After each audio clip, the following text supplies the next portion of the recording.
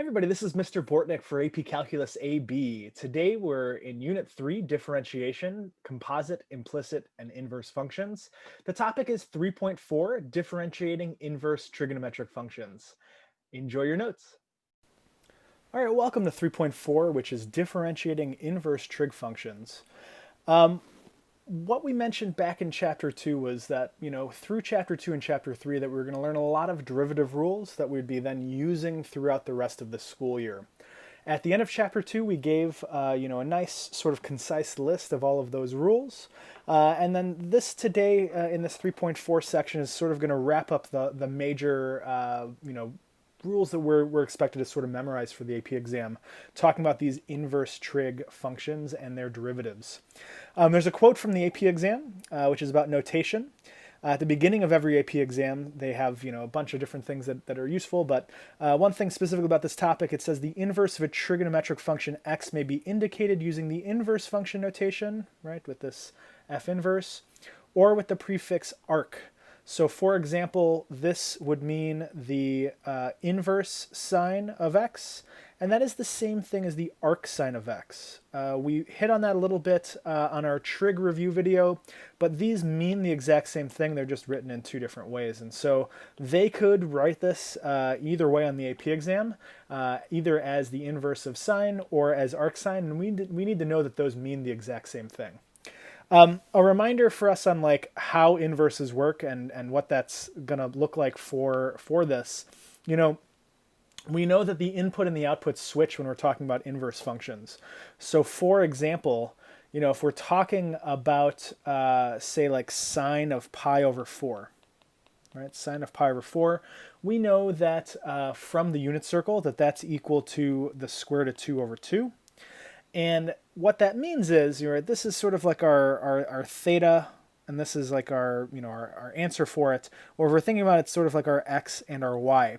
So what does that mean? Well, if I have the inverse, right, if I have the inverse sine of the square root of 2 of 2 over 2, that's going to equal pi over 4.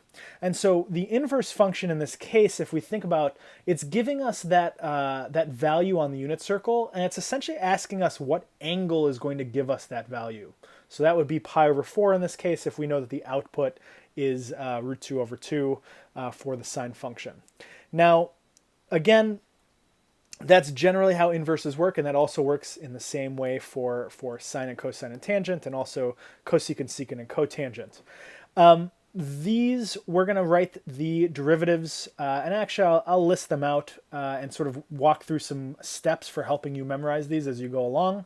What I said for chapter 2, I strongly encourage you to make some note cards for these.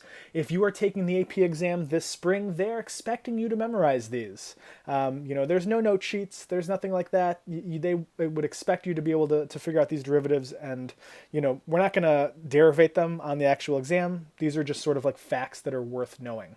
So what is our derivative of sine?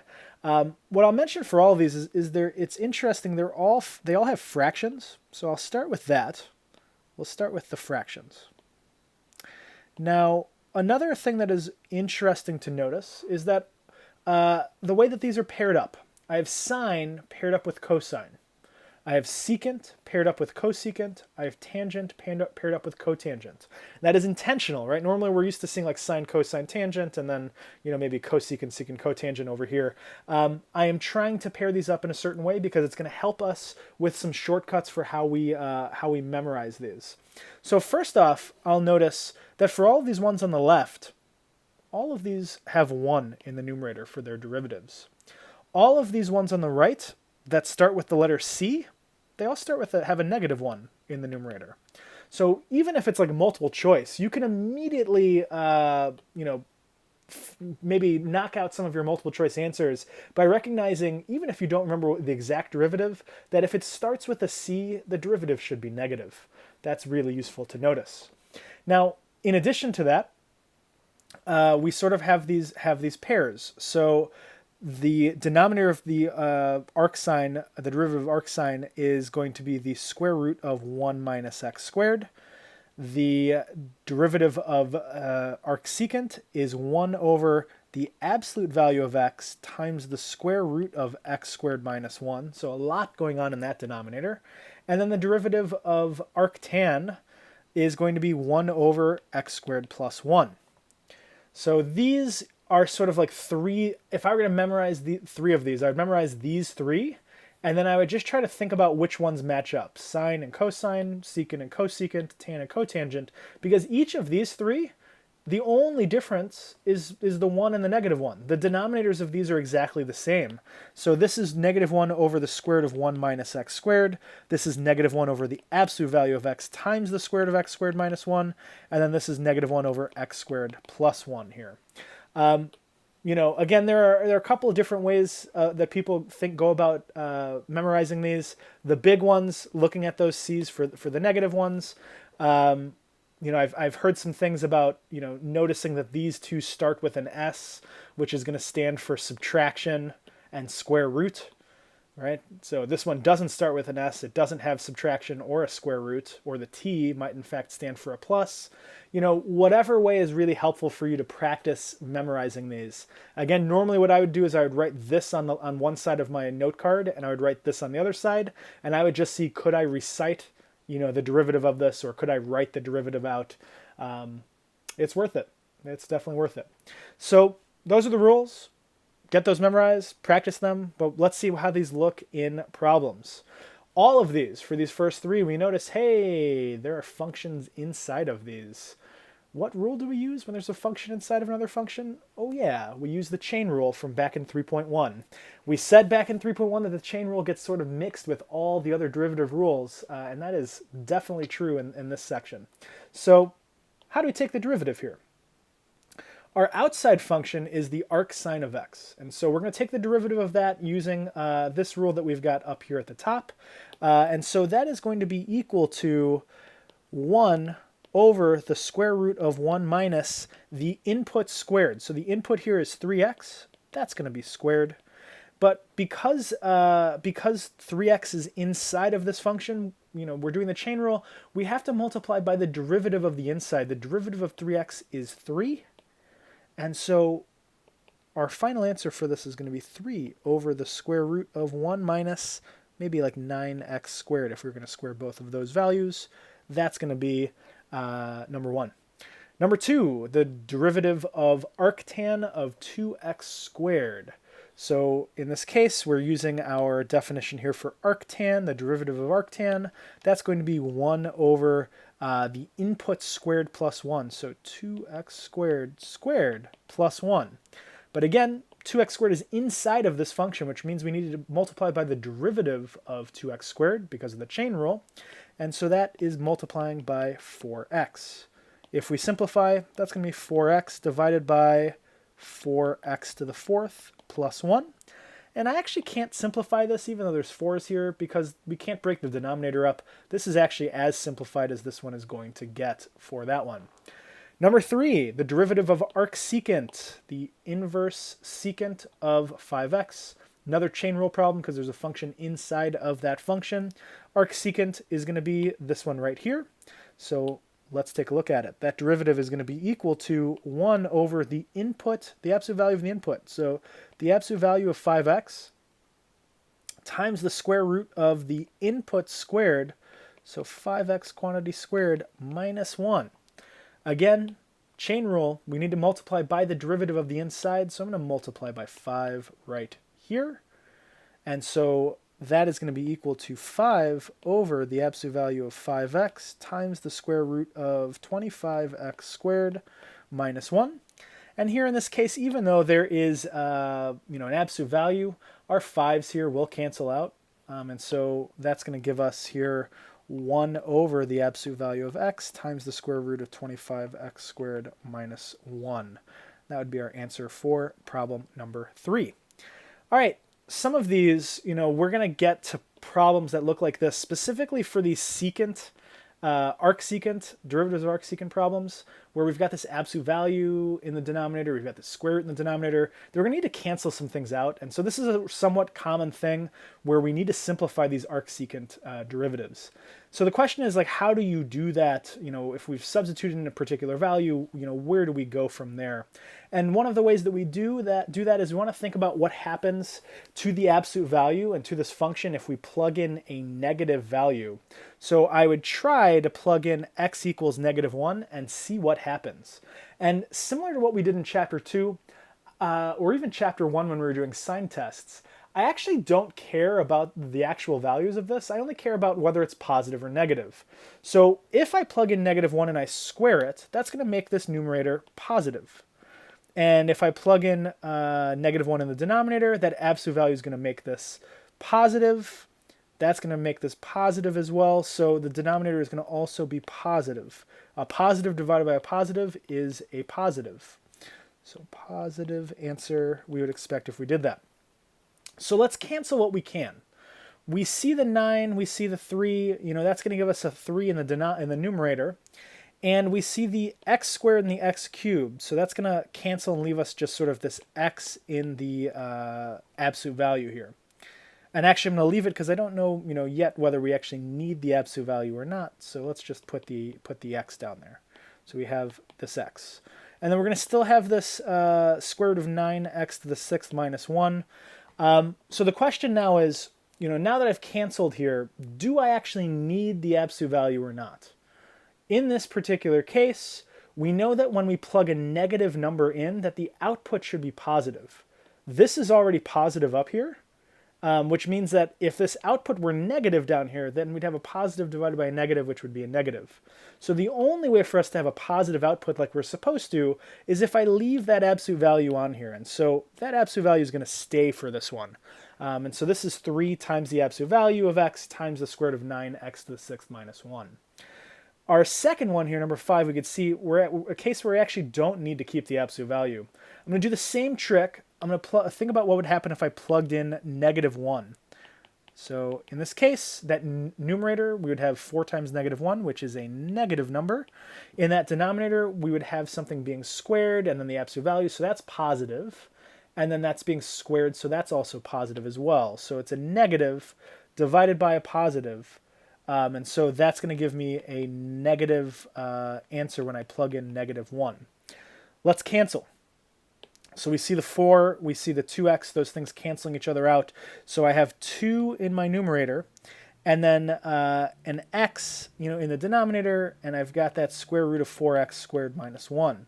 So the question is, does this need an absolute value or not? And again, we're going to think back to what we know from here. When we plug in -1, we should get a negative answer. So if I plug in -1, that makes the denominator negative. So positive divided by a negative, this part's positive.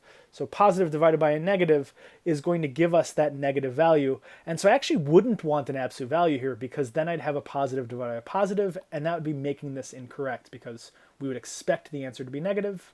And so because of that, this is actually the simplified version. You don't need the absolute value anymore once you've canceled those out.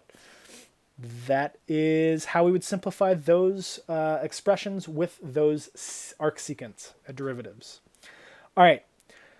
We're going to get into a little bit of talking about inverse trig functions of sine, cosine, and tangent. We didn't talk about this a ton during our trig review, mostly because it's not as important as the rest of the things that we talked about. But here are some just basic things that are going to help us for this lesson.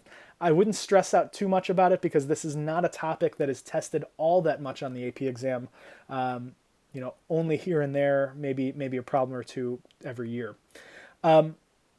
First off, the domain of arcsine, the domain of arccosine, and the domain of arctan. Normally when we're talking about arcsine, we're talking about going from pi over 2 down to negative pi over 2 for the range, those outputs for this. We know the domain, thinking about sort of like how the unit circle works. We know that the unit circle, those coordinates are always the cosine comma the sine of whatever the angle is that we're talking about. And so if we think about these coordinates right here at 3 pi over 2 or negative pi over 2, that's at -1, and then at pi over 2 that it is at +1. So we could sort of see if we're going along the right side of this arc sine. To keep it a function, we actually only use the right side. And the y values for the original would be 1 to negative 1. So if we're doing the arc sine, that's going to switch to become the x values or the domain. And then the y values are going to become, or rather the x values are going to become the range, right? Because those switched for the x and the y. This is similar to cosine and tangent. So cosine, unlike using quadrants 1 and 4, use quadrants 1 and 2. So if we go here, this is how we sort of define those values for arc cosine. And similarly, if we label it, this is at 0, or rather 1, 0, 1, 0, and this is at negative 1, 0. So if we switch the x's and the y's, right, our domain is going to be from negative 1 to 1. Our range is going to be from 0 to pi, right? So that's going to be 0 to pi here are those values, where those are coming from. So that is going to be our domain and our range for arc cosine. And then for arc tan, similarly, it's almost the same as arc sine, except they're open circles on these where we're looking at for arc tan values. And that's because tan we know is sine over cosine. So tan of theta is equal to sine of theta over cosine of theta. They're not defined when the cosine is equal to 0, and so that's why there's open circles here and there. Those are places where the cosine is equal to 0, so that would be tan being undefined, which means that arctan is undefined as well. So notice how that's different from the arc sine, even though it's defined here on the right side. The range for arc sine is negative pi over 2 to pi over 2. Here, those endpoints are not included, while they are over here.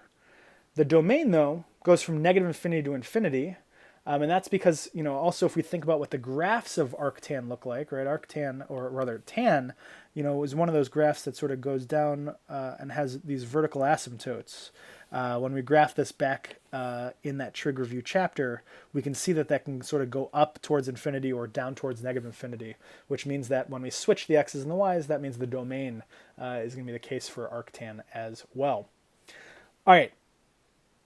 That is our domains of the inverse trig functions.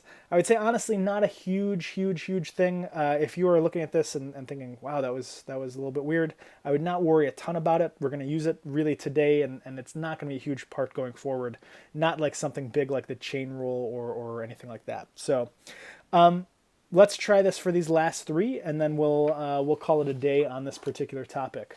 So evaluate each function at the given x value.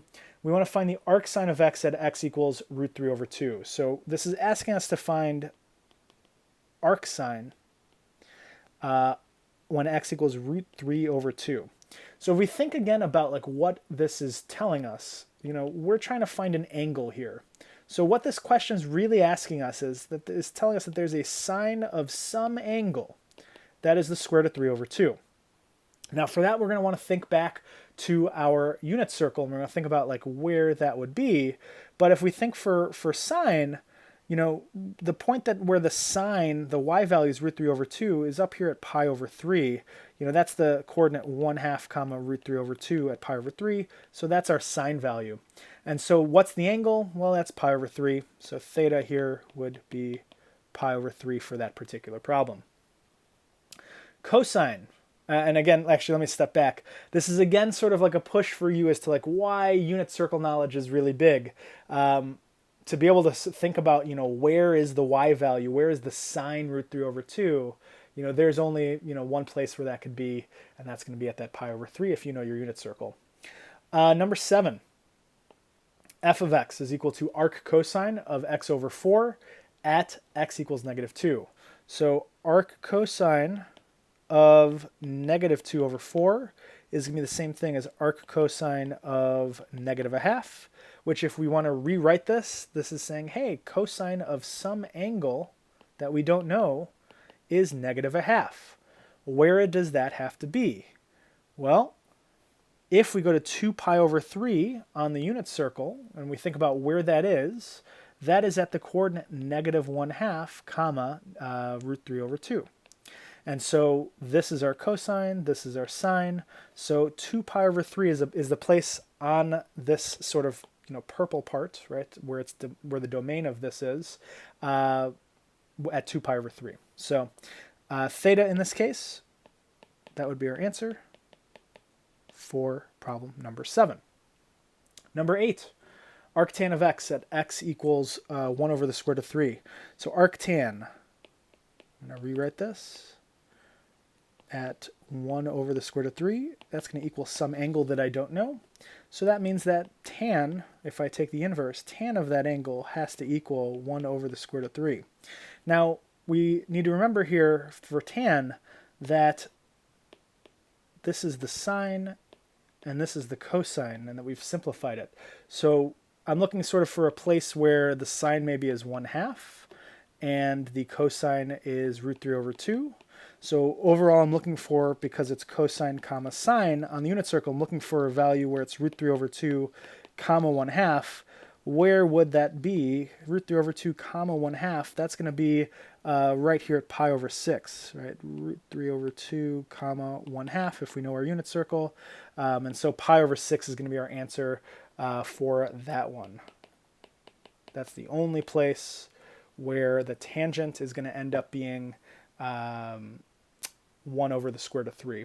And I guess let me not skip over this, right? If we have 1/2 divided by the square root of 3 over 2, right, those 2's cancel. So we're left with just that 1 over the square root of 3. I know that all of the values on the unit circle all have the divided by 2, so that was sort of a given, except for those increments of like pi over 2 or 90 degrees going around. So that is actually it for today's notes. Again, this is a topic where it's not a huge high leverage topic on the AP exam. There may be 1 or 2 questions every year on it, but most of the time, if you've just memorized the inverse trig derivatives, this will be enough to get you the points. If this stuff down here is, maybe a little bit more confusing because we didn't focus as much on trig or doing pre-calculus, that's okay. I wouldn't worry a ton about it. We've got some practice though, which I would still suggest that you try doing. As usual, I've posted the answers. Please check those out. Feel free to come to class if you've got any questions. Bring those, come to office hours, and then good luck on your mastery check. Have a great rest of your day and take care.